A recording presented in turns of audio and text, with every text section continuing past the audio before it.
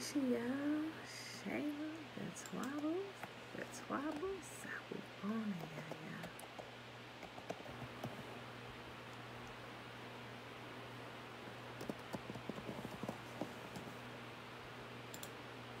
Katrina, Sawubona, the Twabble.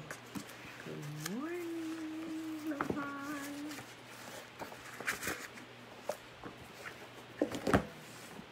It's a new month, y'all.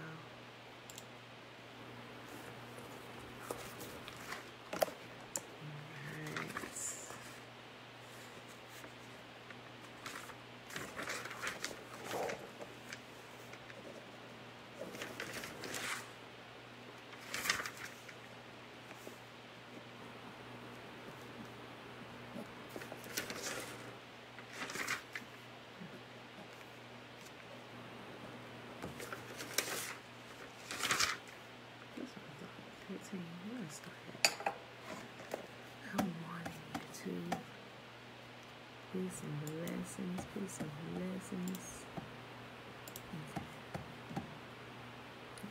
Okay.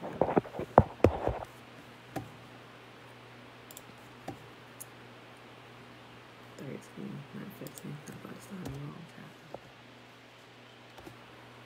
Okay. All right, beautiful people. Top of the day. Happy Monday.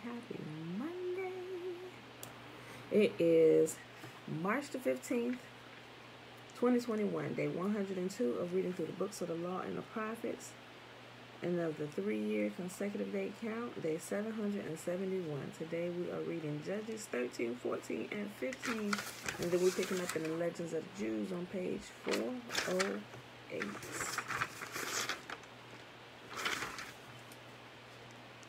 Actually, I actually think it's 409.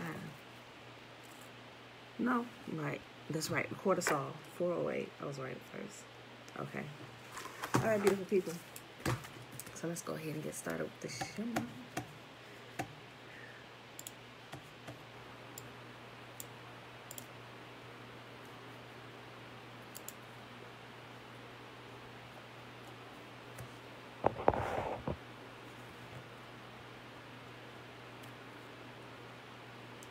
Remember, the Shema is found in Deuteronomy chapter 6, starting at verse 3. I would encourage you to read the whole chapter. All right, here. Therefore, O Israel, and observe to do it, that it may be well with you, and that you may increase mightily, as Yahuwah, the God of our fathers, has promised us, in a land that flows with milk and honey.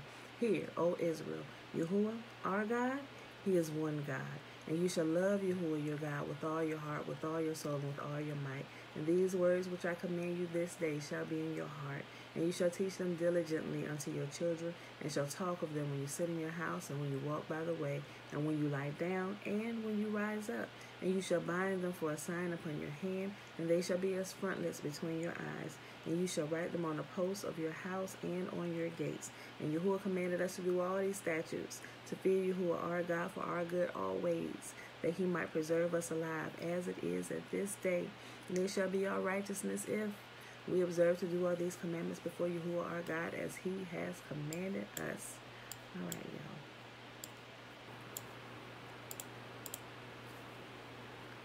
So let's hop right on over here to Judges chapter 13. Let's get started. All right, y'all. Judges chapter 13. The birth of Samson. Belinda Brown. Good morning. Accounted for. Check. Again, the Israelites did evil in Yahuwah's sight. So Yahuwah handed them over to the Philistines, who oppressed them for 40 years. In those days, a man named Manoah from the tribe of Dan lived in the town of Zorah. His wife was unable to become pregnant, and they had no children.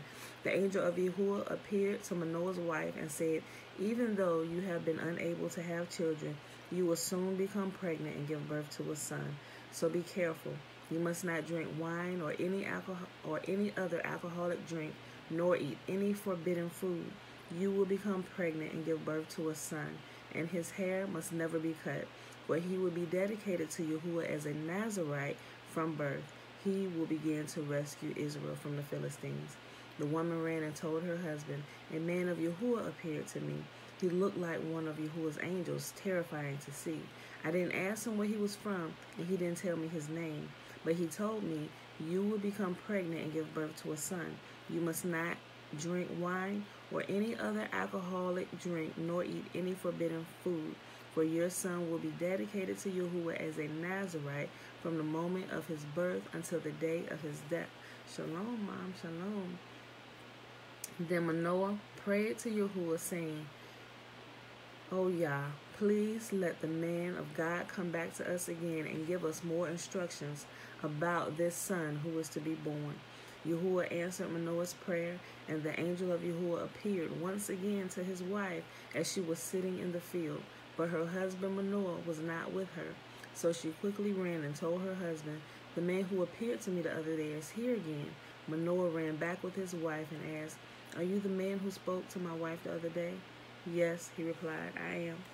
So Manoah asked him, "When your words come true, what kind of rules should govern the boy's life and work?" The angel of Yahuwah replied, "Be sure your wife follows the instructions I gave her. She must not eat grapes or raisins, drink wine or any other alcoholic drink, or eat any forbidden food."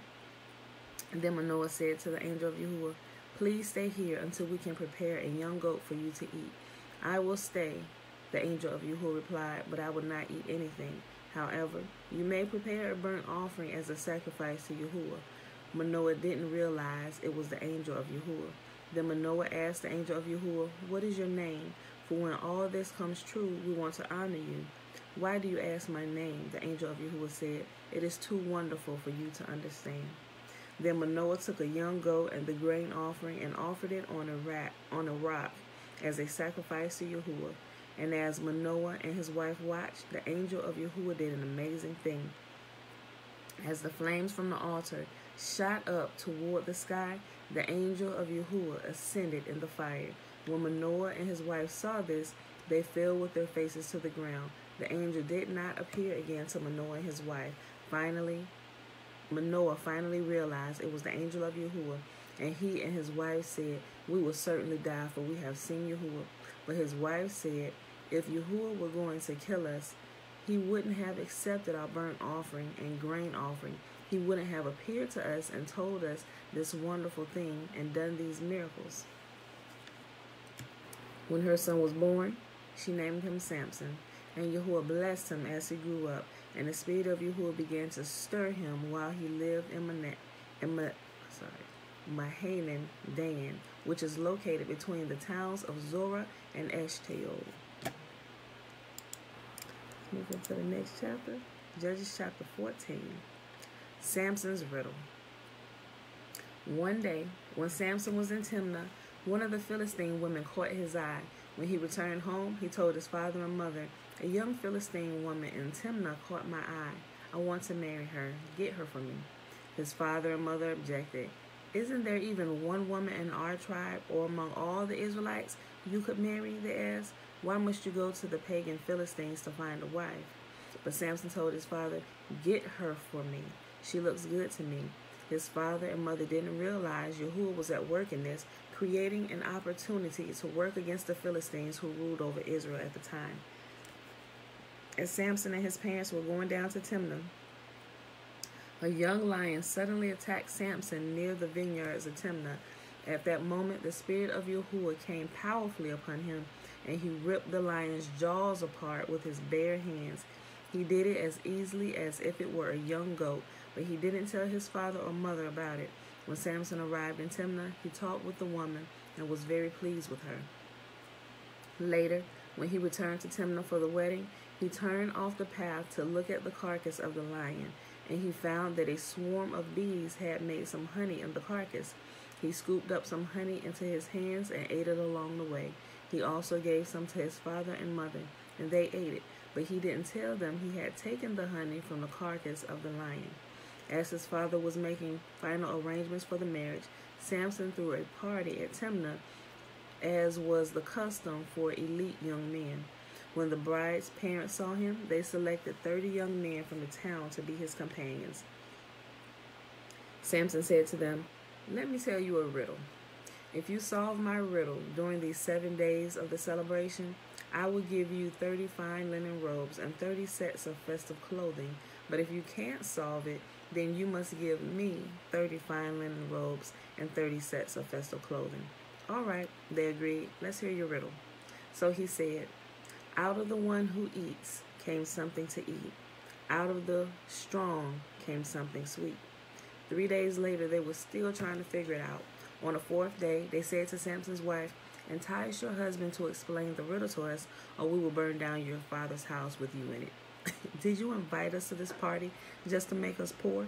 So Samson's wife came to him in tears and said, you don't love me, you hate me. You have given my people a riddle, but you haven't told me the answer. I haven't even given an answer to my father or mother, he replied. Why should I tell you? So she cried whenever she was with him and kept it up for the rest of the celebration. At last, on the 7th day, he told her the answer because she was tormenting him with her nagging. Then she explained the riddle to the young men. So before sunset of the 7th day, the men of the town came to Samson with their answer. What is sweeter than honey?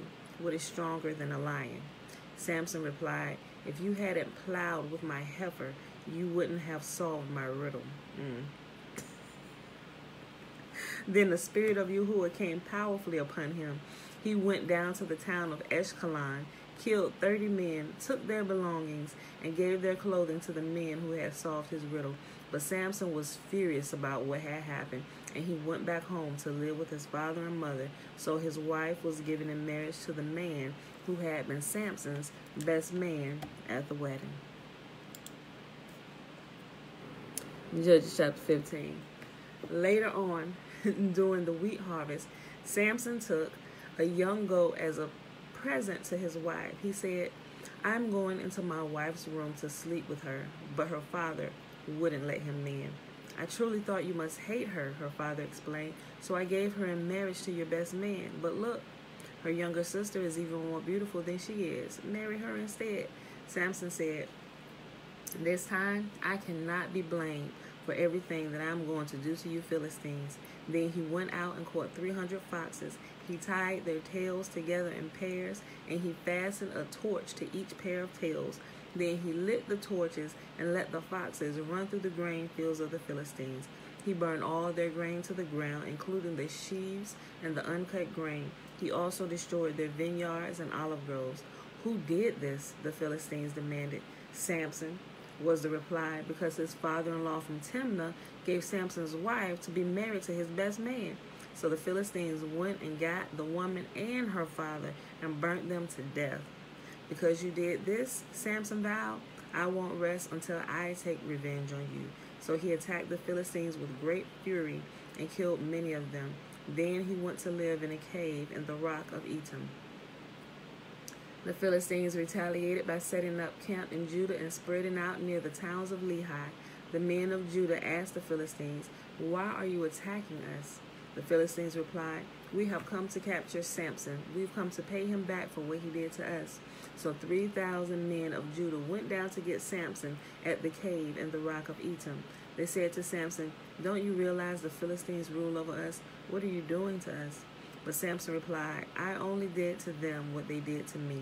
But the men of Judah told him, we have come to tie you up and hand you over to the Philistines. All right, Samson said, but promise me that you won't kill me yourselves. We will only tie you up and hand you over to the Philistines, they replied. We won't kill you. So they tied him up with 2 new ropes and brought him up from the rock. As Samson arrived at Lehi, the Philistines came shouting in triumph, but the spirit of Yahuwah came powerfully upon Samson, and he snapped the ropes on his arms as if they were burnt strands of flax, and they fell from his wrist. Then he found the jawbone of a recently killed donkey. He picked it up and killed 1,000 Philistines with it. Then Samson said, with the jawbone of a donkey, I've piled them in heaps. With the jawbone of a donkey, I've killed 1,000 men. When he finished his boasting, he threw away the jawbone, and the place was named Jawbone Hill. That's what I'm naming the title today, Jawbone Hill. Okay, look. Samson was now very thirsty, and he cried out to Yahuwah. You have accomplished this great victory by the strength of your servant. Must I now die of thirst and fall into the hands of these pagans? So Yahuwah caused water to gush out of a hollow in the ground at Lehi, and Samson was revived as he drank. Then he named that place the spring of the one who cried out, and it is still in Lehi to this day. Samson judged Israel for 20 years during the period when the Philistines dominated the land. All right, beautiful people. So let's hop on over here to the Legends of the Jews. We'll pick up on page 408. Oh my gosh, y'all, it is cold. Let me turn this fan off. Uh-oh. Kick the table. Sorry. Okay. See my plant behind me? I had to move. The kids be kind of running past my table, and then I'd be snatching my curtains open, and the leaf came up so big, and they would snatch it open, it would kind of catch it, and then my other, actually not the other plant, the little runners from these actually grew up and started kind of cutting in. So I was like, oh my gosh, so I had to prune it a little bit, and hopefully she'll go back together. I don't know. I feel some kind of way that her leaf is, you know. We'll see. I ain't gonna mess with it no more. Prune it back a little bit, so we'll see. I had to put up high, get out of harm's way.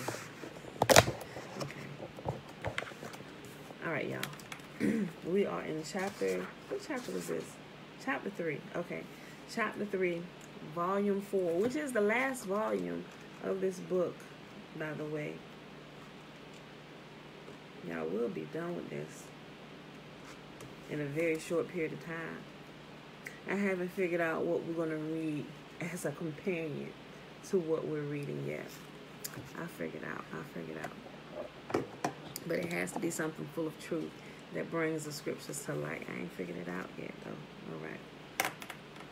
Okay, so page 408. And if you have a smaller book, like I said, it's chapter 3, volume 4. And the little subsection is called The Court of Saul. The most important figure at the court of Saul was his cousin Abner, the son of the witch of Endor. He was a giant of extraordinary size. A wall measuring 6 ells in thickness could be moved more easily than one of Abner's feet. David once chanced to get between the feet of Abner as he lay asleep, and he was almost crushed to death when fortunately Abner moved them and David made his escape. Conscious of his vast strength, he once cried out, "If only I could seize the earth at some point, I should be able to take it. I should be able to shake it." Even in the hour of death, wounded mortally by Joab, he grasped his murderer like a worsted ball.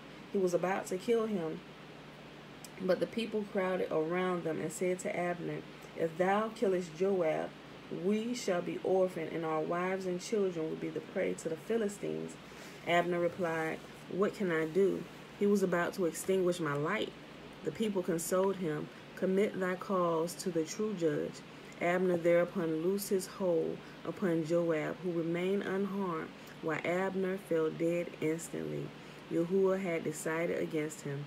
The reason was that Joab was in a measure justified in seeking to avenge the death of his brother Asahel. Asahel was the supernaturally swift runner, so swift that he ran through a field without snapping the ears of wheat, had been the attacking party.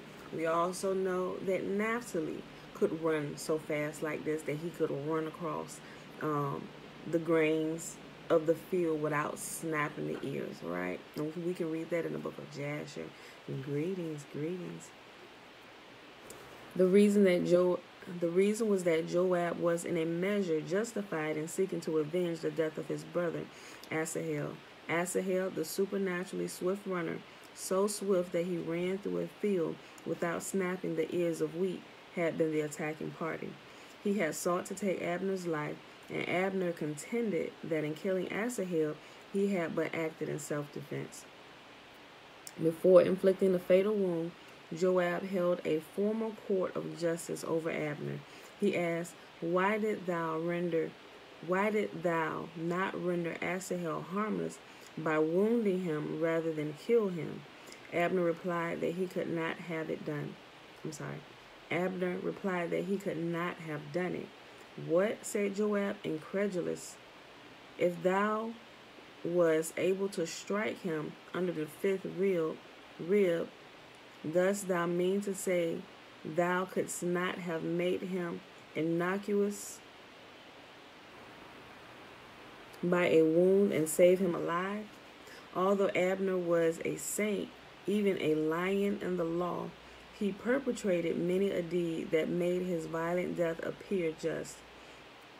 It was in his favor that he had refused to obey Saul's command to do away with the priest of Nob. Yet a man of his stamp should not have rested content with passive resistance. He should have interposed actively and kept Saul from executing his blood design.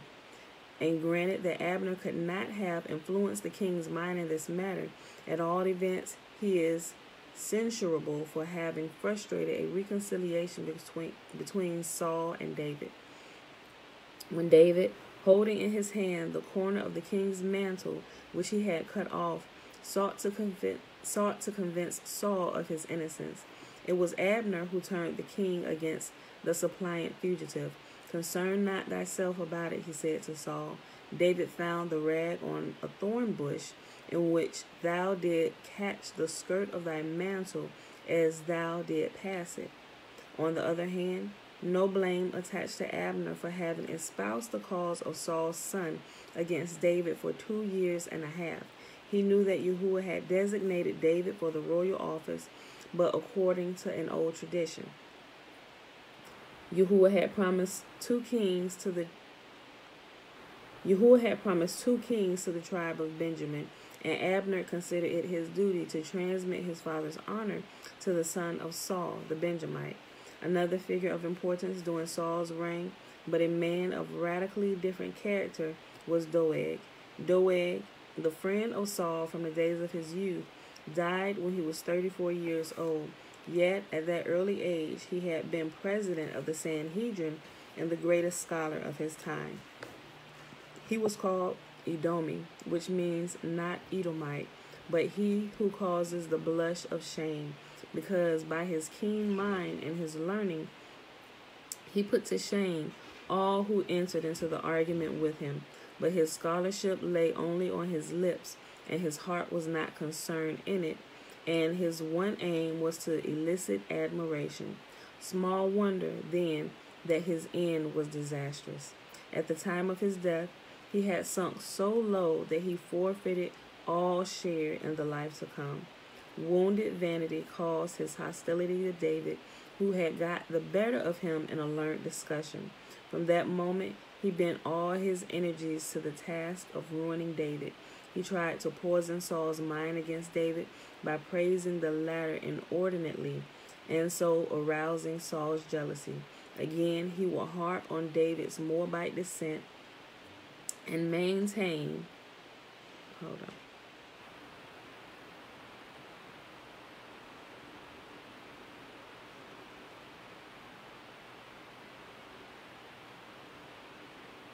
That's right.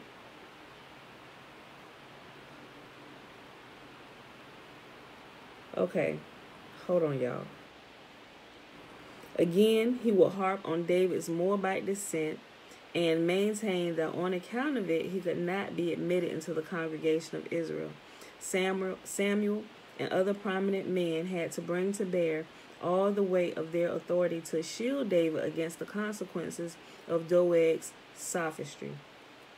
Doeg's most grievous transgression, however, was his informing against the priests of Nob, whom he accused of high treason and executed as traitors. For all his iniquitous deeds, he pressed the law into his service and derived justification of his conduct from it. Abimelech, the high priest at Nob, admitted that he had consulted the Urim and the Thummim for David. This served Doeg for the basis for the charge of treason, and he stated it as an unalterable halakha that the Urim and the Thummim may be consulted only for a king. That's right, Tiffany. That's why I paused. Yo, she said Grandma Ruth was a Moabite. And I'm just like, right? Look. Like it had been obvious all this time, just didn't think about it.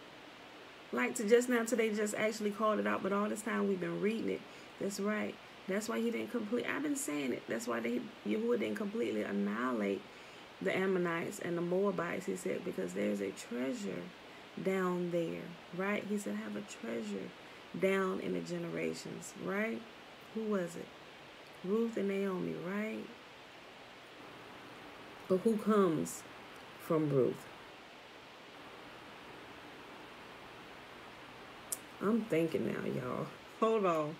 All right, I'm gonna keep reading. Right, Tiffany, you got what I paused for. Okay. Okay. All right. I got to look at some stuff. Abimelech, the high priest at Nob, admitted that he had consulted the Urim and the Thummim for David. This served Doeg as the basis for the charge of treason, and he stated it as an unalterable halakha that the Urim and the Thummim may be consulted only for a king. In vain, Abner and Amasa and all the other members of the Sanhedrin demonstrated that the Urim and the Thummim may be consulted for any on whose undertaking concerns the general welfare. Doeg would not yield, and as no one could be found to execute the judgment, he himself officiated as hangman. When the motive of revenge actuated him, he held cheap alike the life and honor of his fellow man. He succeeded in convincing Saul that David's marriage with the king's daughter Michal had lost its validity from the moment David was declared a rebel. As such, he said David was as good as dead, since a rebel was outlawed. Since a rebel was outlawed, hence his wife was no longer bound to him. Doeg's punishment accorded with his misdeeds. He who had made impious use of his knowledge of the law completely forgot the law, and even his disciples rose up against him and drove him from the house of study. In the end, he died a leper. Dreadful as this death was, it was not accounted an atonement for his sins. One angel burned his soul, and another scattered his ashes in all the house of study and prayer. The son of Doeg was Saul's armor-bearer, who was killed by David for daring to slay the king, even though he longed for death. Along with Abner and Doeg, Jonathan distinguished himself in the reign of his father. His military capacity was joined to deep scholarship. To the latter he owed his position as Ab-Bet-Din. Nevertheless, he was one of the most modest men known in history. Abinadab was another one of Saul's sons who was worthy of his father, wherefore he was sometimes called Ishvi.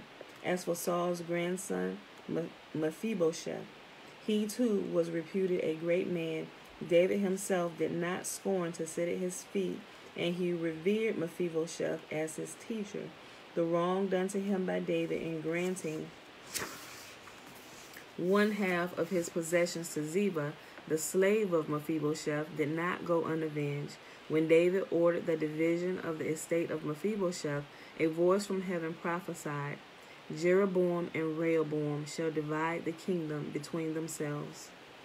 Chapter 4. All right. David's birth and descent. David, the elect of Yahuwah, was descended from a family which of itself belonged to the elect of Israel. Let me keep reading. Okay. Those ancestors of his who are enumerated in the Bible by name are all of them men of distinguished excellence. Besides, David was a descendant of Miriam, the sister of Moses, and so the strain of royal aristocracy was reinforced by the priestly aristocracy. Nor was David the first of his family to occupy the throne of a ruler. His great-grandfather, Boaz, was one and the same person. Wait. Okay. Boaz. Okay. All right, just bring me back on track now. Okay. His great-grandfather, Boaz, who married Ruth. Okay. I'm back on track now with my thinking. All right. Okay.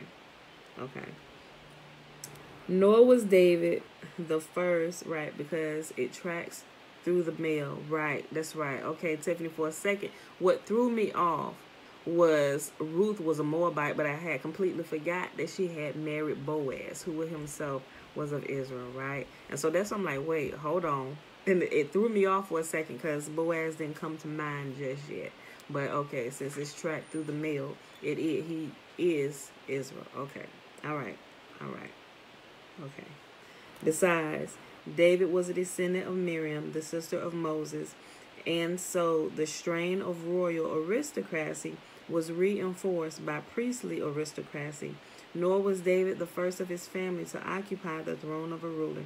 His great-grandfather Boaz was one and the same person with Isban, the judge of Bethlehem.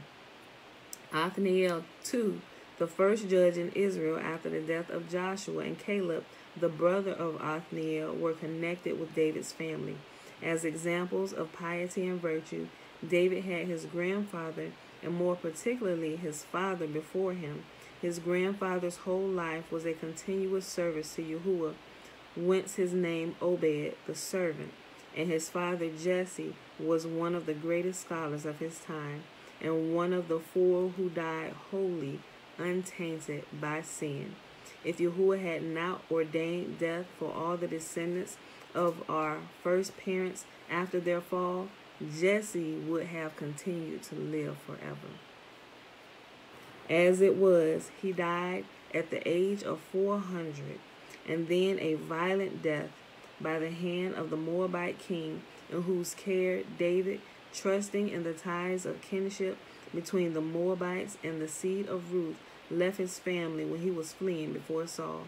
Now, I no longer think that it's a stretch to live past 100. I don't even think now that it's a stretch to live past 200. I have even read something about a man in India who was 400-something years old. Now, have I seen this man? No, I haven't seen it with my eyes. But I read the historical accounts, right? I don't know if this man is still alive or not. Simply, sometimes it's kind of hard for us to believe, right? Especially because we're living in such a fast-paced world of convenience and dying by convenience, right? But I began to realize, look, when you get your bodies in order, it seems like, well, it don't seem like it does. Aging begins to reverse itself, right? You know, so my thinking and my mind expansion on these things is climbing daily, especially as I'm reading more through the book that I told you guys about. I know some of y'all are reading it. BlackRoots Science, that get into the history of the ancient black races, and it tells you how they lived so long. And this is, and 400 years is nothing, right? Look, and it goes into, look, read the book, y'all. I don't know. I might consider, that's a long book though. It is 2 volumes. I don't know. I gave y'all all the links. Y'all can listen to it yourself. Very clear reading on YouTube. She ain't got to the second book yet. She finishing up the first one. But right now is 60 video as of day before yesterday. There are 60 videos. It's a video for each chapter. Some chapters are only like 3 minutes long. I think the longest one so far was probably like 1 hour and 11 minutes on the longer chapters. Matter of fact, and I think the first longest chapter was when it was talking about, not cosmology. No, it's talking about the true descendants of Yahuwah. Or in the book, it's titled Yahweh, right? The children of Israel. That's in there, right? I considered reading it. I really considered reading it. But I don't know. I'm going to keep thinking about it because there's information in there.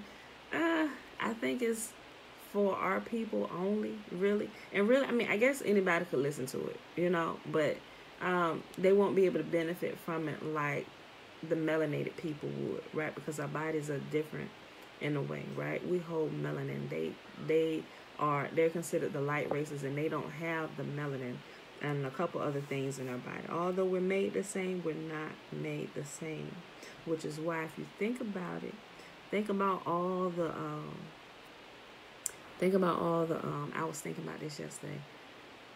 Actually, for the last couple of days, I mentioned to my sister, thinking about all the experiments that they've done on melanated people. Even, I think it's Henrietta Lacks. What's her last name? Lacks. Anyway, the woman, she's been dead for years now. Matter of fact, her family just won a settlement not too long ago because they hadn't been paid for the scientific experiments and stuff that they had been doing with this black woman's cells, right? Think about all the things they think black people don't feel pain. Like, all of this stuff is beginning to make a lot of sense to me now, right? Especially now reading some of this, and it's people that really think that we are gods. Hence some of the experiments and things that they've done over us through the years, cutting up women, cutting into them, into their cervix and all of this stuff, trying to see, like, how can you produce, like, they're trying to figure out what that key factor is in melanated people that causes some of the things in our bodies to happen, where we can begin to eat better and literally begin to age backwards, but they seem to age, they constantly age forward, right? They may get a little bit better health for a little while, but it always seems like they just rapidly deteriorate, right?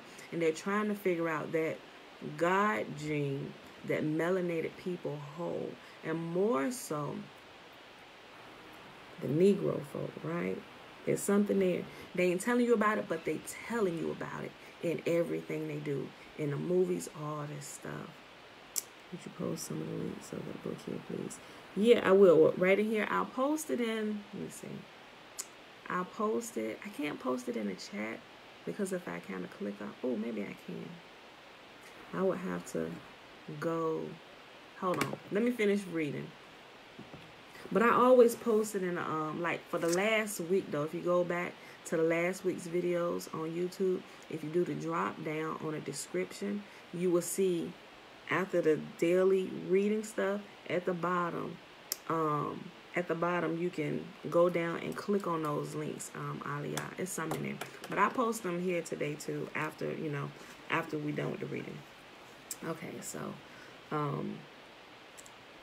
but yeah, I said all that, I got on it because of the age length and stuff, and we know that as we begin returning to our ancient roots, that a lot of things we're going to be remembering, information that has been kept from us from so long, it's coming back to us. Different portions of our people are getting at different pieces of information, and as we come together, we can put these pieces of the puzzle together and begin to live like our ancient ancestors live.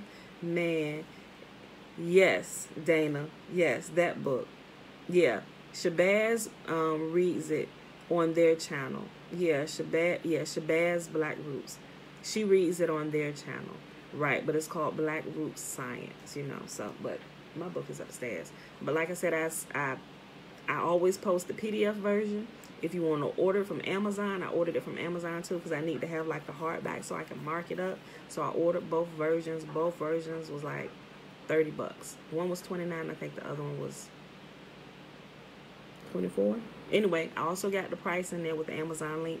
And also I posted the YouTube channel, the playlist where she begins reading from the first book, y'all. So I didn't pretty much I was reading the first book and the second book simultaneously until I found out there was a good clear reading of almost the entire first book, and she's daily, well, I'll say weekly, adding to it until she get through it, right? And she just about done with the first book. So like I said, it's already 60 chapters in there, and I'm sure she's going to read the second one as well. So I guess that'll be completed in a couple months as she goes through, but it ain't gonna take you no time to listen to it the first time. And some of them chapters I've already listened to, like I know one of them I done listened to like 4 times already.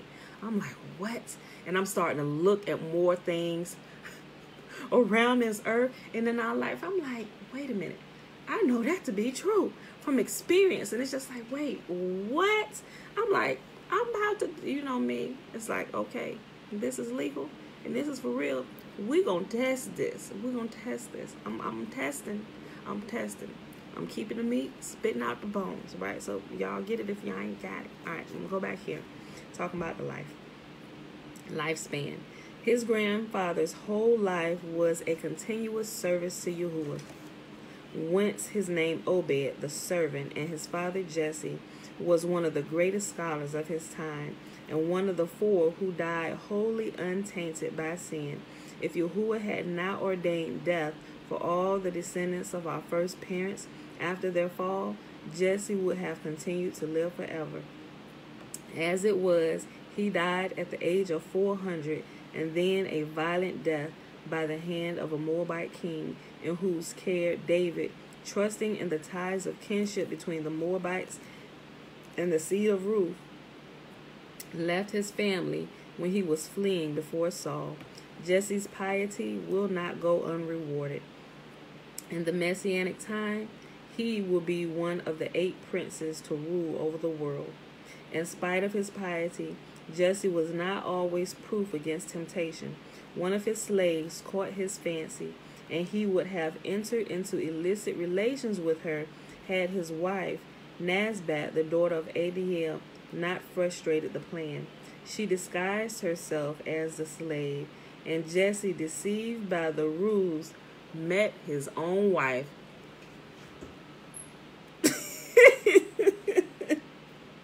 Look, hold on. Look. Ain't that something though? Look.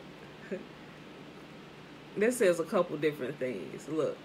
He was pious. He was a real good man. But beautiful women caught his eye. Look. Look, hold on. Why would his wife even try to trick him? Look, and he was attracted to his own wife when she dressed up like another woman, right? Look. In spite of his piety, Jesse was not always proof against temptation. One of his slaves caught his fancy, and he would have entered into illicit relations with her had his wife, Nazbat, the daughter of Adiel, not frustrated the plan. Oh, okay, right. Okay, she disguised herself as the slave, and Jesse, deceived by the ruse, met his own wife. The child born by Nazbat was given out as the son of the freed slave, so that the father might not discover the deception practiced upon him. This child was David. Hold on. Look. She disguised herself as the slave, and Jesse, deceived by the ruse, met his own wife. The child born by Nazbat was given out as the son of the freed slave, so that the father might not discover the deception practiced upon him. This child was David. In a measure, David was indebted for his life to Adam. That's right. If we go all the way back, I know what it's about to say. Look, because remember, Adam, at creation, Adam saw all the generations to come, right? But it also talks about how Adam gave a portion of his life to King David. Look. In a measure, David was indebted for his life to Adam. At first, only 3 hours of existence had been allotted to him. When Yahuwah caused all future generations to pass in review before Adam, he besought Yahuwah to give David 70 of the 1,000 years destined for him, a deed of gift signed by Yahuwah, and the angel Metatron was drawn up. You know, Metatron is the angel of the face, was also Enoch, right? 70 years were legally conveyed from Adam to David, and in accordance with Adam's wishes, beauty, dominion, and poetical gift went with them. Anointed king. Beauty and talent, Adam's gifts to David, did not shield their possessor against hardship. As the supposed son of a slave, he was banished from association with his brothers, and his days were passed in a desert tending his father's sheep. It was his shepherd life that prepared him for his later exalted position. With gentle consideration, he led the flocks entrusted to him. The young lambs he guided to pastures of tender grass. The patches of less juicy herbs he reserved for the sheep, and the full-grown, sturdy rams were given the tough weeds for food. Then Yahuwah said, David knows how to tend sheep. Therefore, he shall be the shepherd of my flock Israel. Think about Moses too, right? Remember, Moses was tending the flocks of Jethro. Remember, he was so into his work that Yahuwah said, I got to distract this man. He said, otherwise, he going to keep on working. He's so faithful. I'm going to have to do something to get this man to stop working. Look. Yeah, I know, right? Aliyah, he said, guess that goes to show, regardless of how pious we may seem like through the eyes of others, but we are all dealing with some sort of addictions. Yeah, everybody got something they dealing with, right? Okay. Hold on. Then Yahuwah said, David knows how to tend sheep.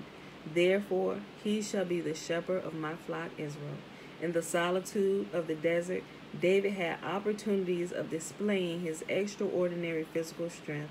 One day, he slew 4 lions and 3 bears, though he had no weapons. His most serious adventure was with the reem. Y'all remember the reem, right?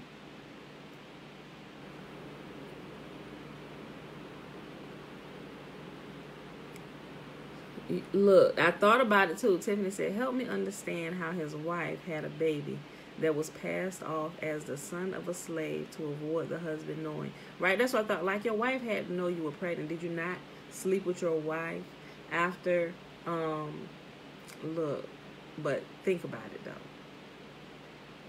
It doesn't say that they were living in the same house. You know, they had all this land. She could, I don't know, she could have been wearing big clothing and stuff, right? But also, the law also teaches us, and it said Jesse was real pious, right? It said he was real pious. So he knew the law, and he was scholarly, right? He was scholarly. So he knew that if he was to go into another woman, right, he was not to return into his wife. So maybe he thought about that, and he just kind of automatically kept it. And his wife didn't, you know, she didn't come after him for nothing. You know what I'm saying? That's kind of how did David get passed off. Well, hold on, Jesse. Who was it? Was it Jesse? If Jesse didn't know that his own wife was pregnant, hold on.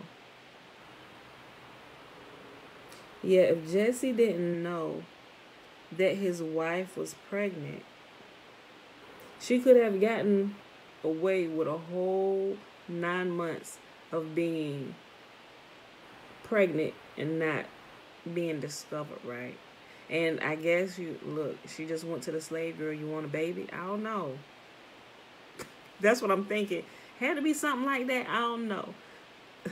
Maybe he was on the trip. He could have been on the trip. Mama said maybe he was out the war. Maybe he was on the trip. I don't know. Clearly, Jesse didn't find out, right? Jesse didn't find out he had impregnated his own wife, right? Because it said he didn't know the deception that was that was done to him by his own wife. He literally impregnated his own wife, right? I don't know. Well, right, yeah, right. But what if Jesse had more than one wife, like we see it through the motherland, like when Reuben defiled his dad's woman, Jacob never went back into her. Yeah, that's what I'm saying. So he knew the law, so he knew had he gone into another one. I'm thinking that's probably what it was. Don't quote me, because sometimes I be saying stuff where I'll put it out there, but I'll say don't quote me. I can't say, because I haven't read all the information yet. And it could be another part that's expounding on this, because I haven't read through all of it. Or I listened to most of it, but I don't know. If it's going to come up later, I don't know. We're going to see. But anyway, he thought he did something wrong, but in actuality, he did do something wrong. He was going to commit adultery with the slave girl, right? But his wife intercepted the plan, and so he slept with his own wife. Like, wait, first of all, I don't know. I be thinking like, my G, y'all got lights. Was she covered the whole time you was going into her? Like, did she keep her face covered? Like, did you not know this was your wife, right? And first of all, do you not know your wife's body? that once you got in there, you didn't realize it was her? Like, I don't know. Why did he go get his youngest son? Why he go get his youngest son? Oh, Dana, you saying, so why after maybe he found out that the slave girl was pregnant, had a baby or whatever, why didn't he go get him? Is that what you're saying? If he thought the slave girl had a baby, why? You said, why did he go get his youngest son? Or is it supposed to be, why didn't he go get his youngest son? I don't know. I'm going to keep reading. All right. And I'll look back up in a second. Okay. Then Yahuwah said, David knows how to tend sheep. Therefore, he shall be the shepherd of my flock Israel. In the solitude of the desert, David had opportunities of displaying his extraordinary physical strength. One day he slew 4 lions and 3 bears, though he had no weapons. His most serious adventure was with the ring. David encountered the mammoth beast asleep, and taking it for a mountain, began to ascend it. Suddenly, the reem awoke, and David found himself high up in the air on its horns. David vowed he vowed if he were rescued to build a temple to Yahuwah 100 ells in height, as high as the horns of the reem. Thereupon Yahuwah sent a lion. The king of the beasts inspired even the reem with awe. The reem prostrated himself, and David could easily descend from his perch. At that moment a deer appeared. The lion pursued after him, and David was saved from the lion as well as the reem. He continued to lead the life of a shepherd until, at the age of 28, he was anointed king by Samuel, who was taught by a special revelation that the despised young son of Jesse was to be king. Samuel's first charge had been to anoint one of the sons of Jesse, but he was not told which one. Okay, I think I know what you're talking about, Dana. Samuel. Okay, in scripture later, when Samuel anointed to be king. Okay, so apparently Jesse knew that David was his son, but I'm believing still at this time he still didn't realize that it was by his very own wife, right? He still thought it was a slave girl, which is why David kind of grew up as a slave, right? What he really should not have, right? So it's kind of orchestrated by Yahuwah in order to get him the training that he needed in order to become king, right?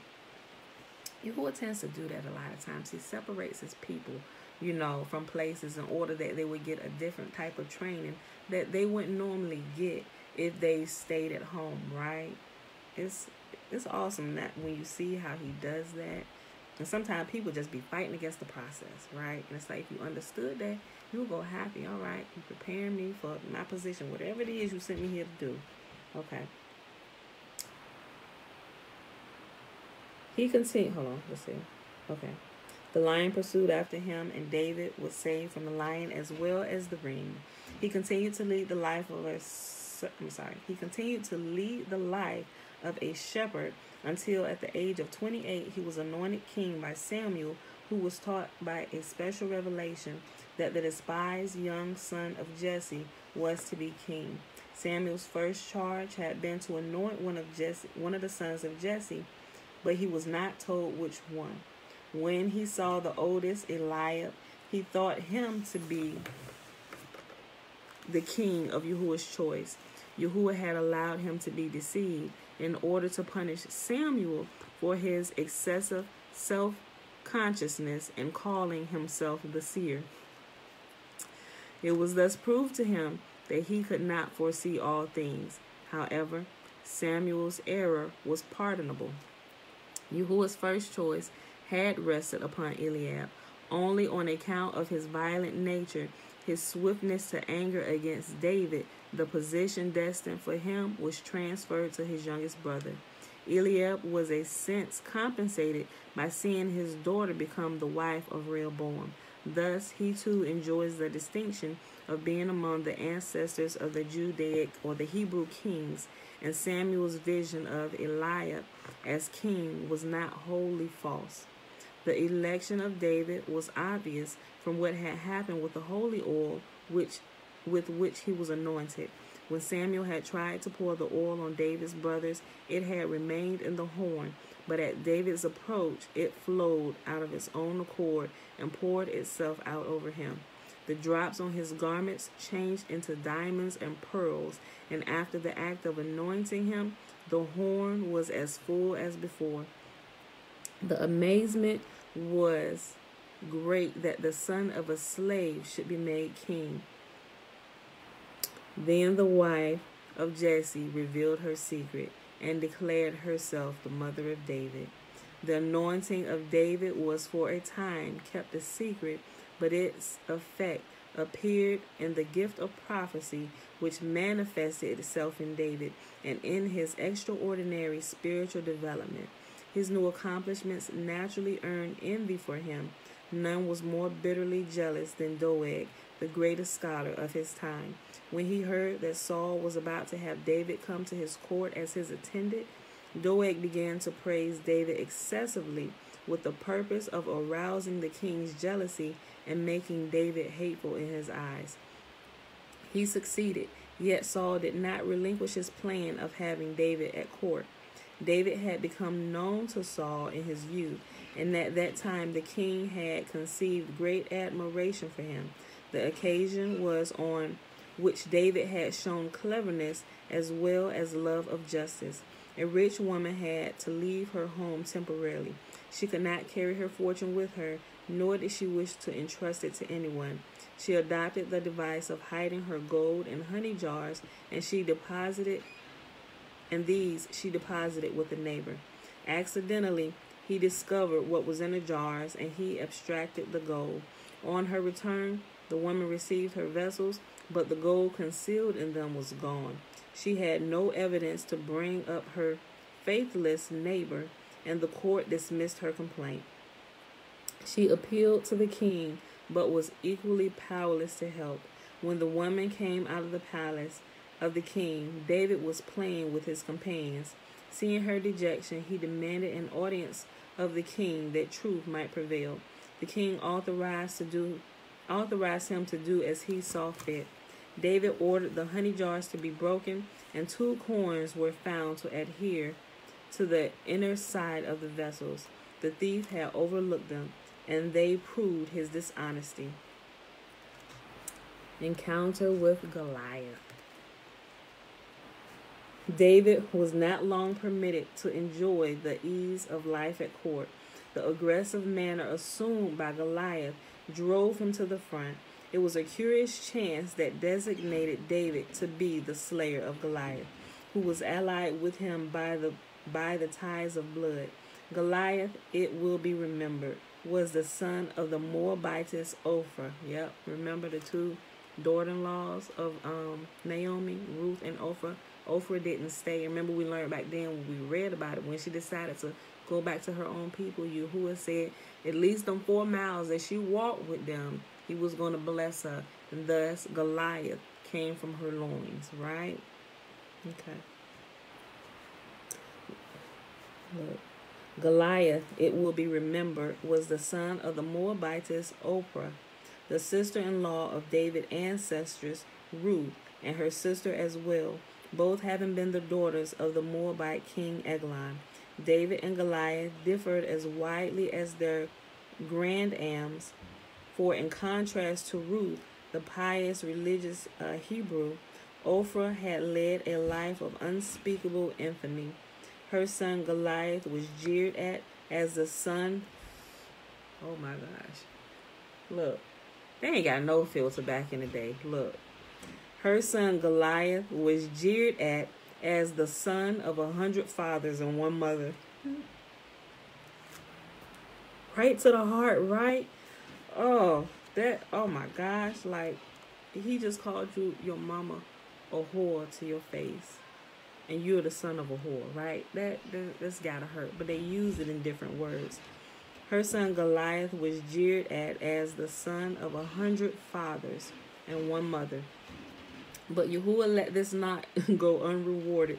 But Yahuwah lets not go unrewarded, even in the wicked.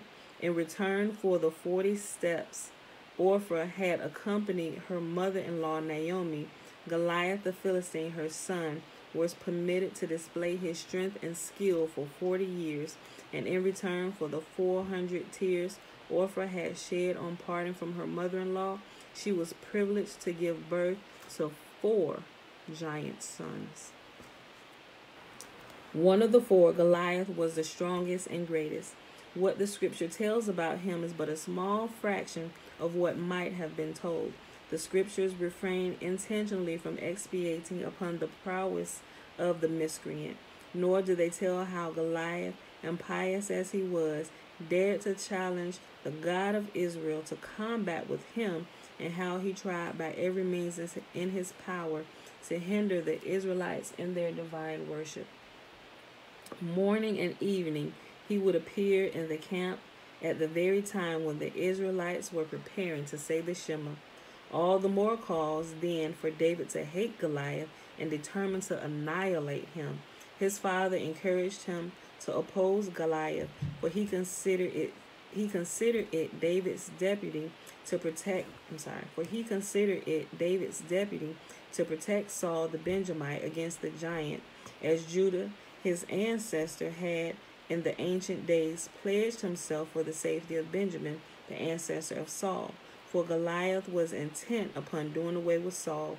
His grievance against him was that once, when in a skirmish between the Philistines and the Israelites, Goliath had succeeded in capturing the holy tables of the law, Saul had wrested them from the giant.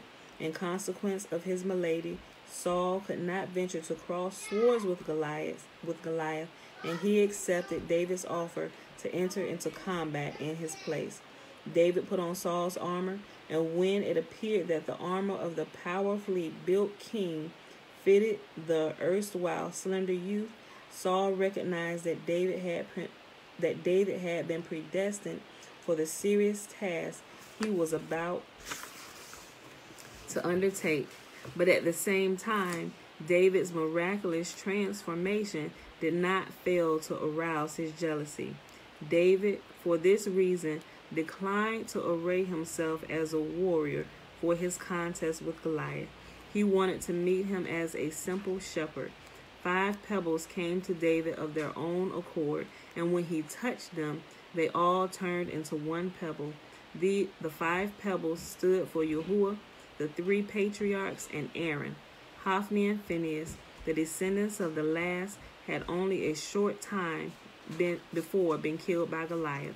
Scarcely did David begin to move toward Goliath when the giant became conscious of the magic power of the youth. The evil eye David cast upon his opponent sufficed to afflict him with leprosy, and in the very same instant he was rooted to the ground, unable to move. Goliath was so confused by his impotence that he scarcely knew what he was saying, and he uttered the foolish threat that he would give David's flesh to the cattle of the field, as though the cattle ate flesh. One can see, David said to himself, that he is crazy, and there can be no doubt that he is doomed. Sure of victory, David resorted that he would cast the carcass of the Philistines to the fowls of the air. That he would cast the carcass of the Philistine to the fowls of the air. At the mention of fowls, Goliath raised his eyes skyward to see whether there were any birds about. The upward motion of his head pushed his visor slightly away from his forehead, and in that instant the pebble aimed by David struck him on the exposed spot. An angel descended and cast him to the ground face downward, so that the mouth that had blasphemed Yahuwah might be choked with earth. He fell in such wise that the image of Dagon, which he wore on his breast, touched the ground, and his head came to lie between the feet of David, who now had no difficulty in dispatching him. Goliath was encased from top to toe in several suits of armor, and David did not know how to remove them and cut off the head of the giant. At this juncture, Uriah the Hittite offered him his services. but under the condition that David secured him a Hebrew wife.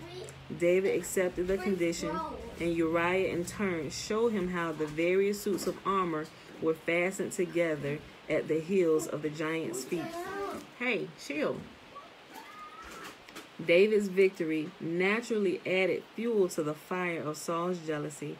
Saul sent Abner, his general, to make inquiry whether David, who he knew was of the tribe of Judah, belonged to the clan of the Perez or to the clan of the Zerah. In the former case, his suspicion that David was destined for kingship would be confirmed. Doeg, David's enemy from of old, observed that David, being the descendant of the Moabitess Ruth, did not even belong to the Hebrew community, and Saul's need entertained no fears from that quarter. A lively discussion arose between Abner and Doeg as to whether the law in Deuteronomy regarding Moabites affected women as well as men. Doeg, an expert in dialectician, brilliantly refuted all of Abner's arguments in favor. Refuted all of Abner's arguments in favor of the admission of the Moabitish women. Samuel's authority had to be appealed in order to establish for all times the correctness of Abner's view. Indeed, the dispute could be settled only by recourse to the threats of violence. Ithra, the father of Amasa, in Arab fashion, for which reason he was sometimes called the Ishmaelite, threatened to hew down anyone with his sword who refused to accept Samuel's interpretation of the law, that male Moabites and male Ammonites are forever excluded from the congregation of Israel, but not Moabite and Ammonite women. All right, y'all, so there we are going to stop. And we'll pick it back up tomorrow. Pursued by Saul. You know, he hot about David right now. About to become king. Listen, hold on, pause. Stop. Is that yours? You're not about to start that this morning. Look. 1 second.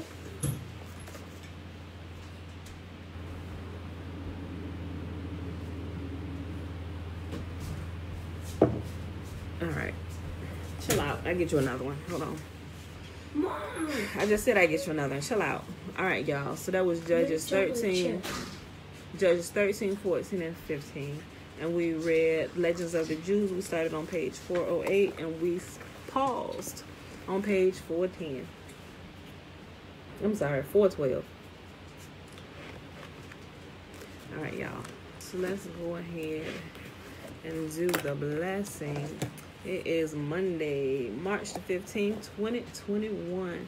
Day 102 of year 3 of reading through the books of the law and the prophets and of the 3-year consecutive day count. It is day 771. That is without the feast days and the Sabbath feast days added into the count. And Yahuwah spake unto Moses, saying, Speak unto Aaron and unto his sons, saying, On this wise ye shall bless the children of Israel, saying unto them, May Yahuwah bless us and keep us. May Yahuwah make his face to shine upon us and be gracious unto us. May Yahuwah lift up his countenance upon us and give us his peace. And they shall put my name upon the children of Israel, and I will bless them. Okay. Go back over here. Mom, I press button. No, don't press it yet, too. Okay, yeah, that him cutting off, he said, okay, I don't get why the Most High was mad with David for cutting Saul's piece of garment when Saul wanted him dead. Actually, it was preordained. That's how Saul would know, because we read back, I think it's a couple days now, before David had even come to mind. Saul wasn't even thinking about David, right? He didn't know who the next king would be, but that was a sign whereby Yahuwah told him who would be king. All right, babe, love you too. Drive safe. He said, Samuel told King Saul, the one who cuts a corner of your robe is he who Yahuwah has chosen to be king. And so when that happened, he knew that surely David was king, right? So it was kind of a preordained thing. Although Yahuwah did punish David for doing that, it's kind of like preordained, but he was still punished for it because he shouldn't have did it. But Yahuwah knew he was going to do it, and so that he just used that. He said, this is how you know who's going to be king, the one who's going to cut off the corner of your robe. But it also tells us that Yahuwah Yahuwah got David for doing that, because he should have never raised his hand towards Yahuwah's chosen, right? And King Saul was Yahuwah's chosen. Although he died a horrible death, we'll see King Saul. We'll see King Saul in the world to come, because he was a righteous and a pious man. He just kind of, he had a momentary lapse of sanity, which caused him the rulership, right? And his death. But Yahuwah, he said King Saul, he said he gets a great portion in the world to come, right? Because he was a righteous king. All right.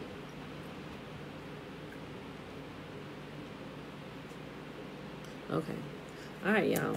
With that being said, today is day 1 of the new month. The new moon was spotted, although I couldn't see it because it was cloudy here.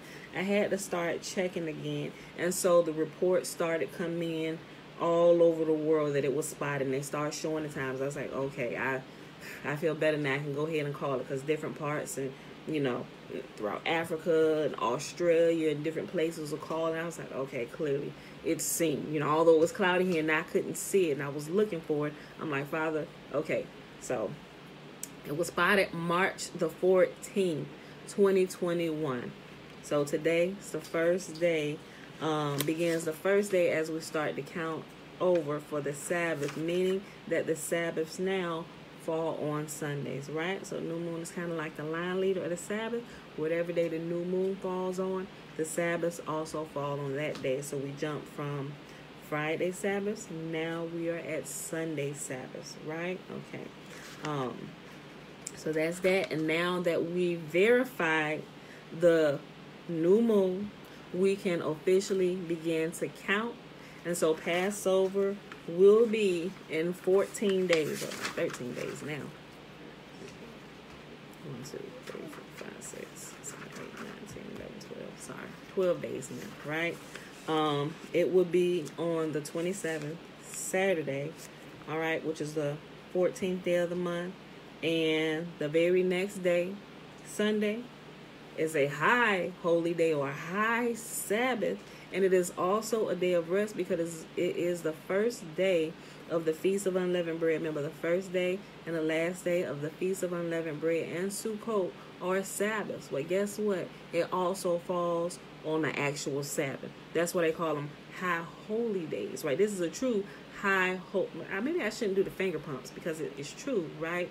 No, I'm saying high holy day, but they celebrate them on unclean days. But it truly is a high holy day. It's like a double Sabbath, right? It's indeed a true Sabbath day, but it also is the first day of unleavened bread, which is also considered a Sabbath day, right?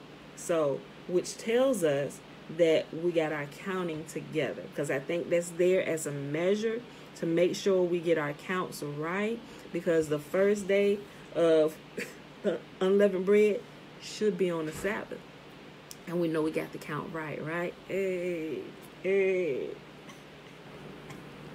Blessed be the most holy, because I couldn't have figured that out until I started tracking it. And it's like, pay attention, girl, pay attention. I'm like, wait, what? I'm like, wait a minute, these actually fall on Sabbath days? These are like true Sabbath days? Yeah, so I just get chills down in my shana every time I think about it. So, okay, y'all. So if y'all counting, we got the days right now. Passover begins the 27th of March, which is Saturday. Remember, the actual Passover event is like the span of a few hours. The first part of the day is preparation time, right? Preparing your meal and everything. But it says at sundown, right? Sundown here, this is not the only time. It mentions sundown here in the Day of Atonement, y'all, right? It's the only time Yahuwah actually calls out doing it at sundown. Why? Because it's different from all the other days. Everybody, you're taught from the Jewish side that everything is sundown. It's not. Pay attention to what's there in front of your face. He would not have to call it out if it was already being done. There is a distinction on these days. People want to crucify me, but I'm telling you what's there. Go read it. Figure out a way to test the principle, right? I'm telling you, if you test the principle and don't just keep regurgitating garbage that's pushed to you, verify the information you get, people. Even if it comes from me, go verify it, right? Because it's going to be on you, right?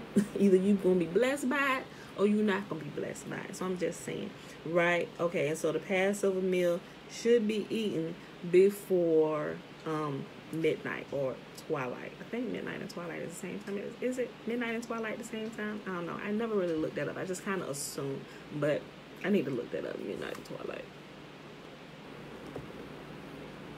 I don't want to be using the wrong words. We'll have to look it up. Midnight and twilight. See if it's the same thing. Okay. So yeah. So the actual Passover event begins at sundown on the 14th day of the month, and it goes throughout the night, right? And the very next day at evening, listen, and I explained this before, here's what throws people off. The word they use the word evening, and it threw people off, right? So let me explain this again real quick. Okay, so when you read in the beginning in Genesis, and evening and morning were the first day, right? But if you go back up, Yahuwah said he had to separate the light from the darkness, right? Morning is a part of the daytime hours when the sun is standing his watch. Evening, listen, pay attention. Evening is also a part of the day where the sun stands his watch, right? Because light and dark was separated by a separation called evening. We can see this as clear as day if we go outside and we pay attention. It's just like a stoplight, a traffic light, right? You got the green light. You got the separation between the two extremes, right? You got the two extremes, light and darkness. But you just can't go from light to darkness. You have collisions all over the place. Green, red, green, red. You can't do that. There has to be a transition period or a turning over of the watch, right? And that turning over of the watch or the what you call it, the turnover, the you given, what you call it, like medical field, the shift turnover, all that or whatever. There's a period of time, even in the military, right? You standing watch, you're relieved by your watch 15 minutes to 30 minutes prior. So if you were to stand watch at 7, you're to show up at 6:30, right? And you give the turnover. The person going off watch gives the turnover report to the person coming on watch. This is what has been happening this time. Boom, boom, boom. Get everything in order. This is a turnover period. The evening times, there are 2 evening separations, right? And I personally think it was a poor translation of evening periods. They should, when they translate it to English, they should have used the appropriate term, right? We know American English language is synonymous for having words that sound the same but are spelled differently and mean different words, right? Listen, they should have used the proper word for evening, right? Evening is not going into night. What evening is dawn and dusk, right? That's what it should have been. The light is separated from the darkness, meaning it is capped off on both ends, before and behind, by evening periods, or dawn and dusk, right? The sun is on watch during the day. Before the sun comes in, the evening period, or the yellow light, the transition is the evening into the darkness, right? Into the dark of night. Because if you read Genesis, that's what it says, right? It talks about the light and the darkness. What people fail to realize, the evening and the morning were the first day. It's just talking about the light hours. And when you understand that, it's clearly seen, right? You got the light, and then you got the darkness of night, right? And The light and the day is separated by evening periods on both ends, right? So you got the evening, which caps us off, or the dawn, which caps us off from the previous night of darkness. Just even think about it from the beginning of time. Everything was dark and void, right? Who had to bring the separation? So let's say, well, the darkness came first. Okay, the darkness came first. Okay, so then we got to bring in a separation, the evening. Okay, evening. Bring that little separation, that yellow light. The turnover period from the darkness of night to the light of day. Okay, let's put the separation cap in here. Boom. Separation, yellow light. Then we transition into the day, right? Then as the sun is going off, we got the dusk, right? It's the same night periods. Listen, if you go outside during the dawn and the dusk time of the day, you will not know what part of the day, like if you're discombobulated, just wrote me here. If you're discombobulated, right, you get thrown outside somewhere and you lose track of time and you find yourself in one of the evening periods, whether it's dawn or at dusk, you will not be able to tell what portion of the day you are in until time progresses just a little bit more. If it progresses and it progressively gets lighter, you know you're at the beginning of the day. If you're in the dusk evening portion of the day, you know you're transitioning to the night if the day progresses and it progressively gets darker, right? But those two evening times, or dawn and dusk, look exactly the same. It's the same type of semi-darkness period that's the transition of the light coming in and the light going out. It's a herald. The sun is going off watch. The children of the day need to go in the house, right? You got time to get there, right? Just like it tells you about at sundown, you're preparing. Preparation is about to be dusk. We're going into the darkness of night. This is sundown. You need to be in the house. Like you see the principle flowing all the way through, right? So when I understood that, I'm like, duh. We only see it like every day of our friggin' life when we go outside, right?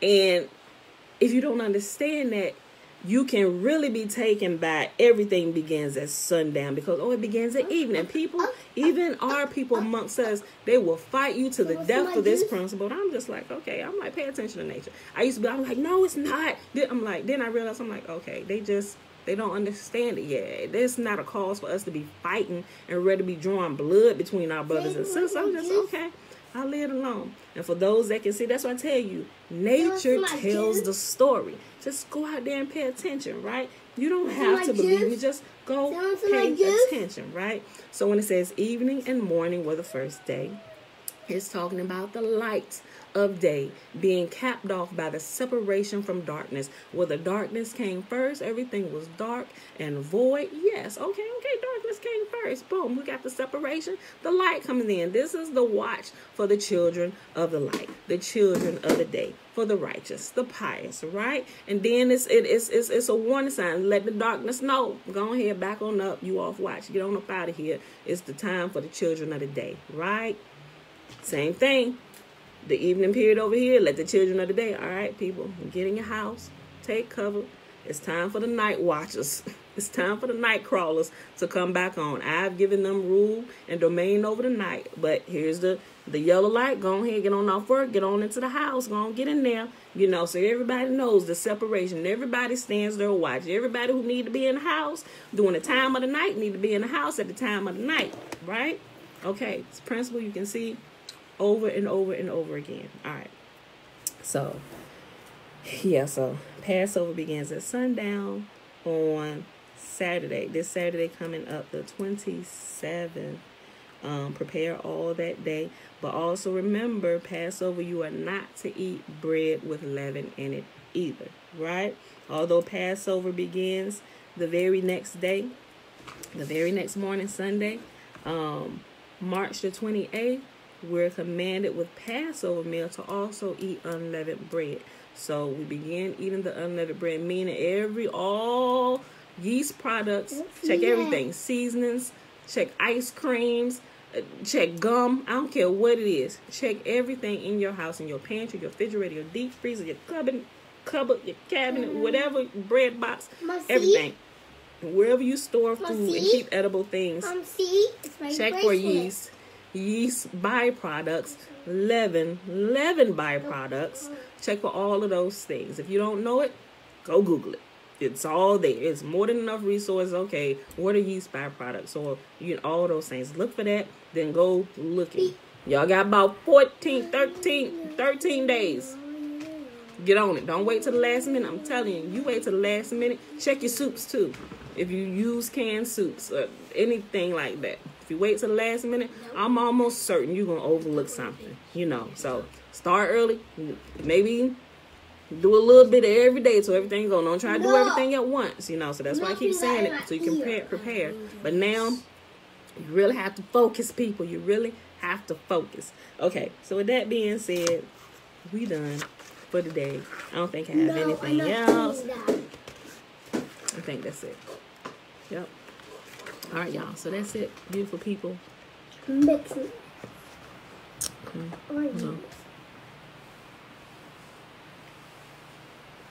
Hold on, the light right here.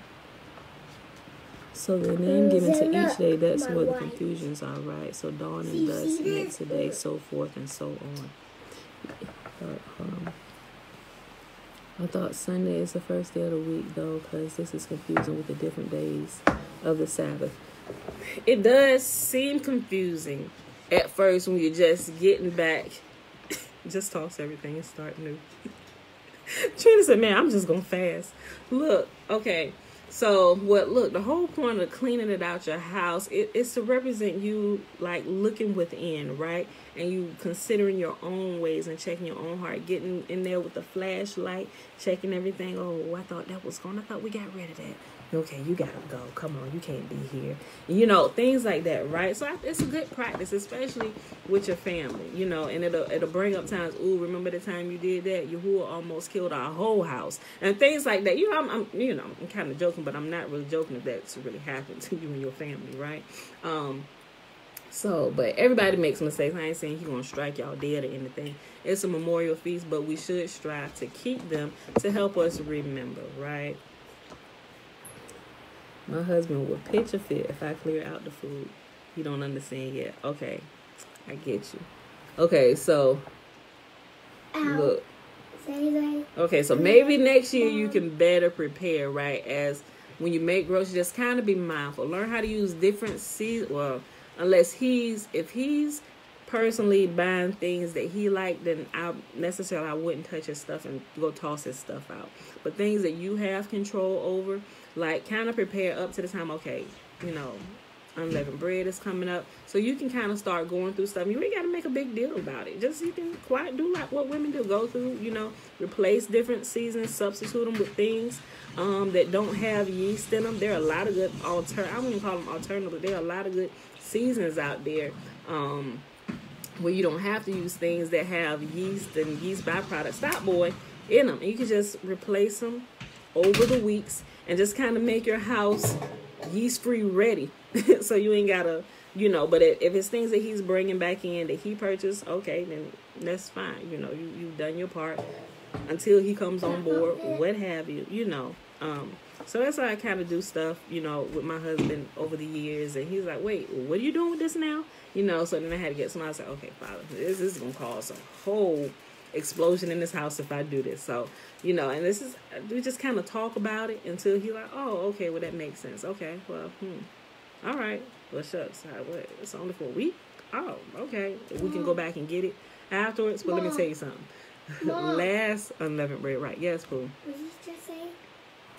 I was talking to the people. Look. Mom, what did you just say? I don't know. What did I just say, Tootie? Look, last unleavened bread, right? You say. He was totally on board with it. Then, when he was out on the job, I hear you. I said shucks. Yes, I hear you. I probably did say shucks, but shucks is not a bad word. I can't hear you. Okay, Pop so, just can't do but when he was out, he was working. He had got him something to eat, and I think it was Arby's. He went to Arby's and everything, and he came back into the house. As soon as he walked back in the house, he's like, "Oh shoot, I forgot it was unleavened bread." He's like, "Father, forgive me, I'm a heathen.